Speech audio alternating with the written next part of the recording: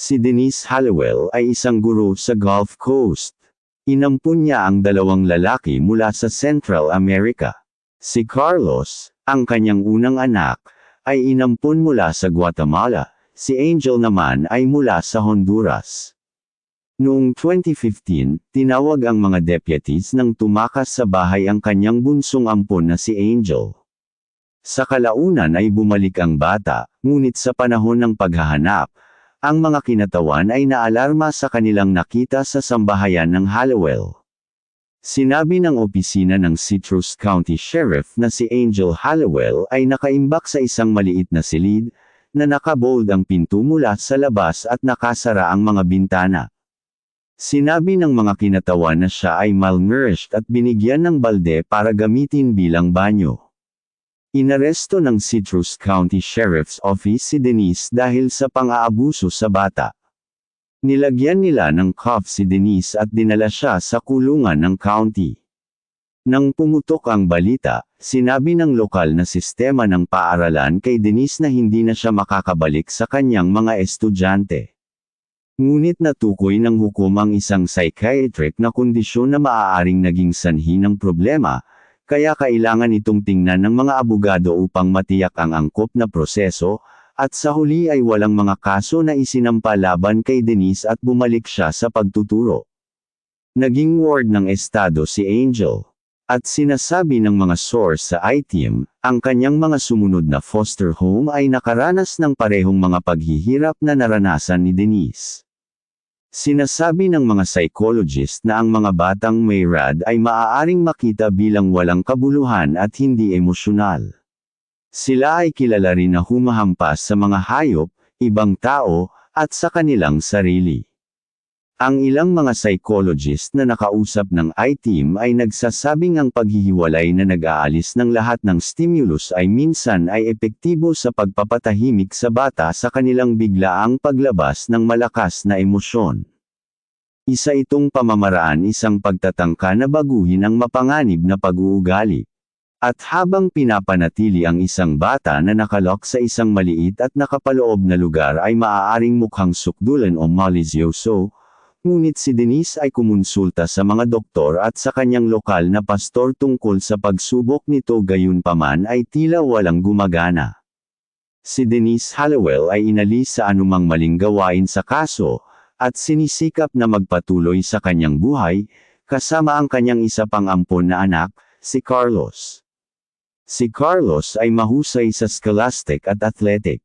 Mula pagkabata hanggang sa adolescence, si Carlos ay isang masayang bata. Pinondohan din ni Denise ang college savings account ni Carlos.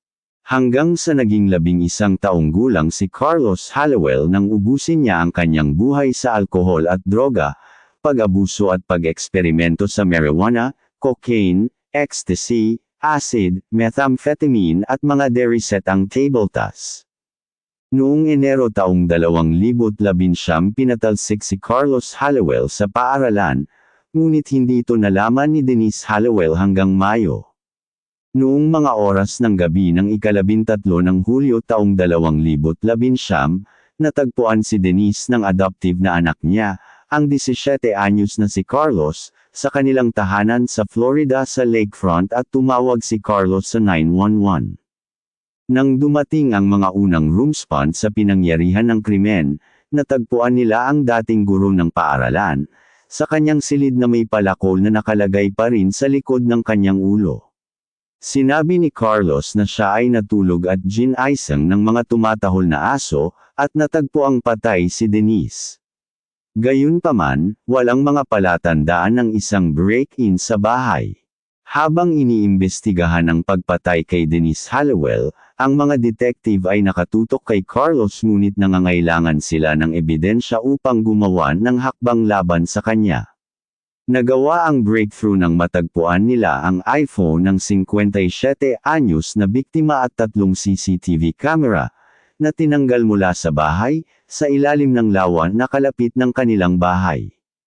Ang ebidensya na natagpuan sa mga device na ito ay salungat sa mga sinasabi ni Carlos na siya ay natulog nang pinatay ang kanyang adoptive na ina. Pagkatapos ay gumamit ang mga detective ng GPS ng telepono at mga timetable ng mga aktibidad ng device para ibalangkas ang mga galaw ng teenager mula sa gabing iyon hanggang sa oras na tumawag siya sa 911. Inamin ni Carlos na itinapon niya ang mga kagamitan sa lawa dahil siya ay nataranta. Pagkatapos ay binago ng binatilyo ang kanyang kwento at inamin na may kasaysayan ng pakikipagtalo kay Denise, na inakusahan ng huli ng pagiging mapang-abuso. Nagtalo raw ang dalawa noong hapong iyon dahil sa kanyang pag-aaral.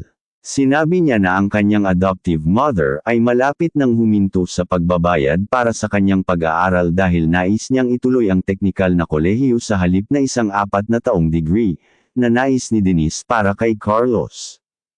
Ang karagdagang pagtatapat tungkol sa mga pangyayaring naganap noong araw na iyon, inangkin ni Carlos Hallowell na kinuha niya ang palakol mula sa shed upang putalasin ito sa garahe at ang balak lang niyang magsibak ng kahoy.